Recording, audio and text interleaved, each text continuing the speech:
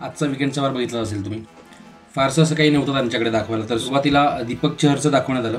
दीपक चहरची काल एंट्री दाखवण्यात आली होती, तर आज त्याचा काही पार्ट्स 8-10 मिनिटाचा आपल्याला आज दाखवण्यात आला. त्याच्यामध्ये एक नोटीस तुम्ही केलं असेल, फरहाना दीपक चहरच्या इथून उठायला तयार नाही. मालतीने जाऊन शहबाजला सांगितलं होतं की हिला उठायला सांग, तर शहबाजने येऊन फरहानाला सांगितलं की बाबा तू तिथून उठ. पण मालतीचं एक होतं की ही माझी आई आली तेव्हा ही तशीच बसून होती माझ्या आईच्या इथं, येऊन उगाचच किडे करत होती. त्यामुळे फरहाना तिथेच बसून होती आणि तिलाही उंगल्या करायच्या होत्या. पण नेमकं नंतर ते काही दाखवलं नाही पुढचं काही झालं असेल तर. विचार तानीचा तो डुबू परत एकदा अश्नूरने परत लपवला त्याला. तिच्या भावाने बिचाराने येऊन तिला एवढ्या मोठ्या कष्टाने काढून दिला, तर बजाजने जाताना लपवून ठेवला होता. एवढी पण गरज नाही एवढं ओव्हर करण्याची. अश्नूरला ते करण्याची अशी काही एवढी गरज नव्हती. ते कुठेतरी अश्नीर त्याच्यामध्ये निगेटिव्हच वाटली. ऑलरेडी ह्या बजाजने लपवून त्याला 1 महिना झाला होता. आत्ता बिचाराने त्याने काढून दिला. 1 दिवस ठेवून द्यायचा होता, त्याला मजा बघायची होती, काय डिस्कशन करते, काय गप्पा मारते. थोडं आम्हालाही पण वेगळं काहीतरी ऐकायला भेटलं असतं. तसंही शोमध्ये आता काही राहिलं नाही. शेवटचा भाग आहे. पहिल्यासारखे भांडणं नाही, पहिल्यासारखा माल मसाला काही राहिला नाही. निदान ती काही बोलली असती तेवढं तरी लोकांना ऐकायला भेटलं असतं. तर या अश्नूरनं सगळं त्याच्यावर पाणी फिरून त्याला परत लपवून टाकला. नंतर वीकेंडचा वार चालू होताना तुम्ही बघितलं असेल, मालती बिचारी जागा शोधत होती. एकतर त्या फराने एवढा मोठा ढबारा घालून ठेवला होता. 3 माणसांची जागा घेतली होती एकटीने, आणि त्यात कुणिकाची जागा साईडला होती, तर बाकीचे ॲडजस्ट करायला तयार नव्हते. तर जिके पण खडूससारखा काहीतरी बोलून गेला तिला, तर बिचारी जाऊन मालती एकटीच मागे एकटीच बसली. सगळेजण 8 जण समोर सोफ्यावर बसले होते आणि एकटी बिचारी मागे बसली होती.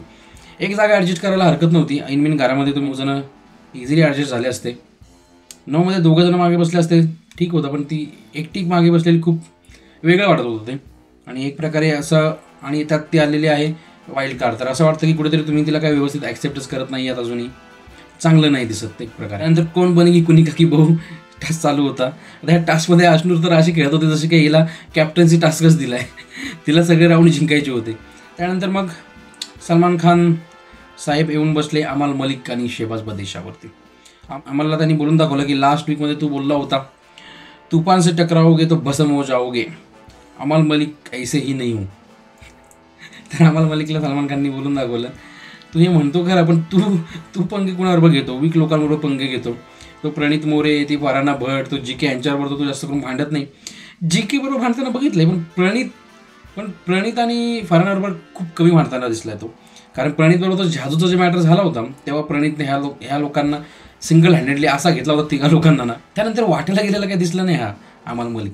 आणि फरहाना भट समोर तर फाटते हे तर कन्फर्म. कारण काय बोलला होता, काय नाही बोलला होता. सलमान खानही आज बोलला, कसमे खाई ती बात नाही करूंगा, हे नाही करूंगा, तो अच्छे दोस्त बन के घूम रहे हो.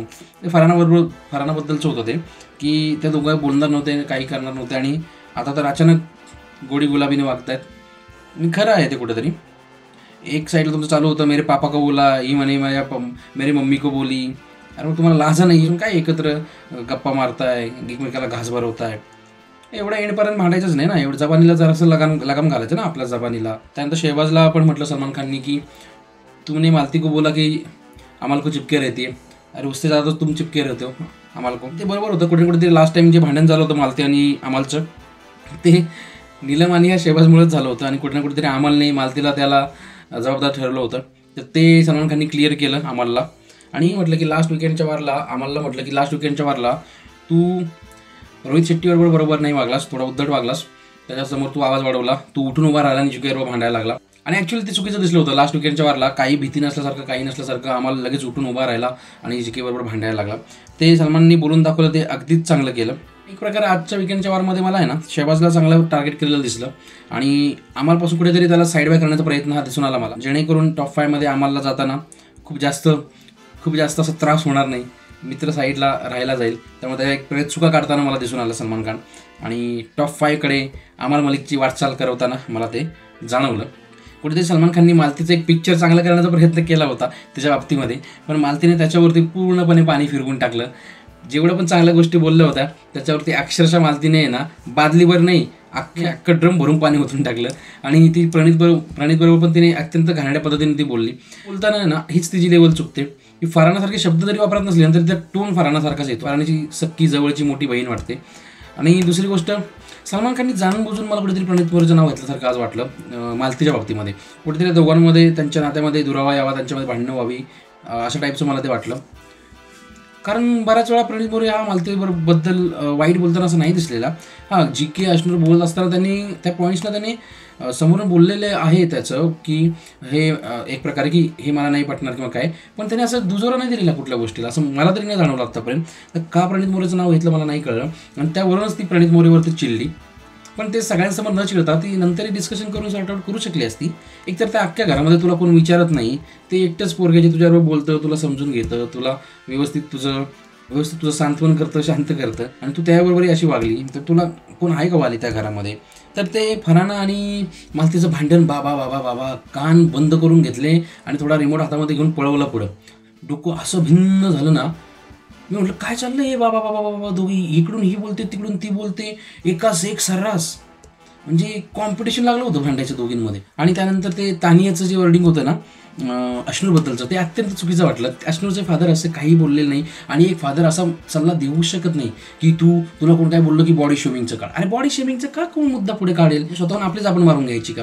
असली मंद आहे ना ती तानिया मित्तल. ऐकलं एक, बोलली एक, तर भाऊ काय बघून आलाय, कुणाचं ऐकून आला नाही, काय सांगितलं. मला जेवढं आठवतं ना, अश्नूरचे वडील असे बोलले होते तिला की तुझे जब भी तुझे लग रहा है ना की तेरे साथ गलत हो रहा है, तो इमिजिएट तू रिॲक्ट मत किया कर. तू काही टायमिंग नंतर, काही वेळानंतर जेव्हा तुला वाटेल की योग्य वेळ आहे बोलण्याची, तेव्हा बोलत जा, लगेच रिॲक्ट करण्याची काही गरज नाही, असं काहीतरी ते बोलले होते. प्रत्येक वेळी तू हे बॉडी शेमिंगचं काढ असं नाही म्हटलेलं आहे. हे हिचा भाऊ कुठून ऐकून आला आणि काय हिला सांगून गेलाय, आणि ही तेच बोलत बसले. थोडं जरी लॉजिक लावा यार. एखादा फादर आपल्या मुलीला तुला कोणी काय बोललं की बॉडी शेमिंगचं बोल, असं कशाला बोलून जाईल? मला तानिया इथे चुकीची वाटली. आधी म्हटलं तानियाचा डब्बू तो लपवला त्या अश्नूरने, तिथे ती चुकीची दिसली, पण इथे तानिया टोटली चुकीची दिसली. आणि बरोबर होतं ना अश्नूरच्या फादरचं. तुला लगेच बोलायची गरज नाही, जेव्हा तुला वाटेल तेव्हा ते मुद्दे तू घेऊन ये. त्यांनी काही बॉडी शेमिंगच्या मुद्द्याबद्दल नव्हतं बोललं. असा कोणताही मुद्दा जो तुला वाटतं तुझ्याबद्दल चुकीचा झालाय, तो त्या मुद्द्यावर लगेच रिॲक्ट व्हायची गरज नाही. तोच मुद्दा घेऊन तू नंतरही बोलू शकतेस. हे सिम्पल लॉजिक त्याने तिला सांगितलं होतं. बॉडी शेमिंगचाच मुद्दा काढ असं काही बोललं होतं. तुम्हाला सगळ्यात बेस्ट कुणाचे घरचे वाटले, जे सगळ्यांशी कॉर्डिली चांगले वागले, व्यवस्थित वागले? मला सगळ्यात वर्स्ट जर कोण वाटलं असेल ना, तर तानियाचा भाऊ. ॲज एक व्हिजिटर म्हणून, गेस्ट म्हणून घरी आलाय, तर सगळ्यांशी चांगल्या प्रकारे वागून बोलून जाऊ शकता यार. एवढं काय त्यामध्ये? गेम आहे, सगळे कुणाला प्रत्येकाचा पॉईंट ऑफ व्ह्यू असतो. प्रत्येक जो कंटेस्टंट आहे तो प्रत्येकाच्या पॉईंट ऑफ व्ह्यूने विचार करून बोलतो. कधी कुणाचा अपमान होतो, कधी कुणाचं ॲप्रिशिएशन होतं. असं काही नाही आहे, बोलायला काही हरकत नव्हती. सगळ्यात चांगलं बघितलं आपण तर कुनिकाचा मुलगाही खूप छान वाटला, त्याने बाहेर येऊन खूप चांगल्या प्रतिक्रिया दिल्या. त्यानंतर गौरवची वाईफ ही व्यवस्थित एकदम बेस्ट. त्यानंतर प्रणीतचं फॅमिली तर नो डाऊट. अबीरने तर एकदम फुल ऑन राडाच करून टाकला घरामध्ये. त्यानंतर अमाल मलिकचा भाव, त्यालाही अप्रिशिएट करतो. त्यांनी मस्त घरामध्ये एक गाणी वगैरे पण लाईव्ह शो करून तेही त्याने एक रंगत आणली. त्यानंतर शेहबाजचा फादर थोडा टर्की टाईपमध्ये वाटला, आणि बऱ्याच लोकांनी रीलमध्ये वगैरे टाकलेले. तो मलाही ते जाणवलं. तो प्रत्येक मुलगी त्याला म्हणले, अरे अंकल आप यंग दिख रहे हो, शहबाज के भाई दिख रहे हो, आप भी अच्छी दिख रही हो. काय करायचं, थँक्यू बोल आणि हो ना पुढे बाबा, तू अंकल आहे, कशाला आप भी अच्छे दिख रहे हो, आप भी बहुत अच्छी हो. आणि ते अजून एक रील मी बघितली नाचतानाची वगैरे, म्हणजे ते शेहबाज तर असला बघत होता, काय कशाला आलं हे घरामध्ये असं विचारायला वाटत होतं. आणि ते म्हणलंही, मला वाटलं होतं माझी बहीण येईल, त्यालाच पश्चाताप झाला, कशाला पाठवले काय माहिती. आणि मला एक दोन निगेटिव्हच गोष्टी शेहबाजच्या फादरच्या ऐकायला आल्या. तर आता इथे नाही बोलत, आपल्याला जर काही प्रूफ भेटला तर व्हिडिओ बनवून त्यावरती. तर थोडं ठरकी टाईपच वाटलं ते पर्सनॅलिटी. आणि त्यानंतर मग फरहानाची आई पण बेस्ट. फरहानाला किती आपण घाण बोलतो, घाणेडी कंटेस्टंट आहे, घाण बोलते, गट्टर जबान आहे म्हणतो, पण तिच्या आईला एक नंबर बेस्ट. फरहानचे totally opposite, 100 out of 100 marks. मालतीचं बहुदीप अक्षर घरी आला, मस्त सगळ्यांना चांगले मस्त सगळे मुद्दे काढले, सगळ्यांना चांगल्या प्रकारे बोलला, सगळ्यांना भेटला, सगळ्यांशी बोलला, ज्याला वाईट बोलला त्याला वाईट बोलला, ही पण चांगल्या प्रकारे बोलला. असं कुचक्यासारखं बसून एका साईडला बसून मालतीबरोबर बसून बोलत बसले असं नाही झालं. ओव्हरऑल हे सगळे जे घरामध्ये कंटेस्टंटचे फॅमिली मेंबर्स आले ना, ह्यामध्ये जे कोठ्याधीश होते, अब्जोपती, राजाधिराज, मित्तलराज, हेच मला कुठेतरी चुकीचे वाटले. हे एवढे काही खास कंटेस्टंट वाटले नाही मला. अरे ठीक आहे, तुझ्या बहिणीला लोक काय बोलले तिथं घरामध्ये, जे काय बोलले असतील, जे काय असेल, बरोबर सगळ्यांबरोबर बसून डिस्कशन करून बरोबर त्या गोष्टी तू समोरासमोर एक चांगल्या प्रकारे बोलून बसून क्लिअर करू शकला असतास, चांगल्या प्रकारे सगळ्यांना सांगू शकला असतास, समजवू शकला असतास. बाहेर आम्हालाही कळलं असतं की काय रियालिटी आहे, काय चांगलं आहे, काय तुमचं तानियाने जेवढं बोललं कसं खरं आहे, कसं खोटं नाही आहे. बऱ्याचशा गोष्टी उलट क्लिअर करण्याची त्याला संधी होती, ती संधी त्यांनी गमावली. एक प्रकारे सगळ्यांना निग्लेक्ट करून वेगळं बसून एक निगेटिव्ह इम्पॅक्टच ठेवून गेला असं मला वाटतंय. बाकी ओव्हरऑल शोमध्ये दाखवण्यासारखं आत्ता काय तेवढं काय राहिलेलंच नाही आहे. त्यामुळं अजून काय असं काही खूप जास्त आपल्याला बघायला मिळालं नाही. मला कुठल्या मुद्द्यावरती काही बोलावंसं वाटत असेल किंवा व्हिडिओ बनवावंसं वाटत असेल कमेंटमध्ये नक्की सांगा. भेटूया पुढच्या व्हिडिओमध्ये. तोपर्यंत धन्यवाद. बाकी असले किती जण मराठी बिग बॉस बघायला उत्सुक आहेत, किती जण आपल्यातले मराठी बिग बॉस बघतात कमेंटमध्ये नक्की सांगा.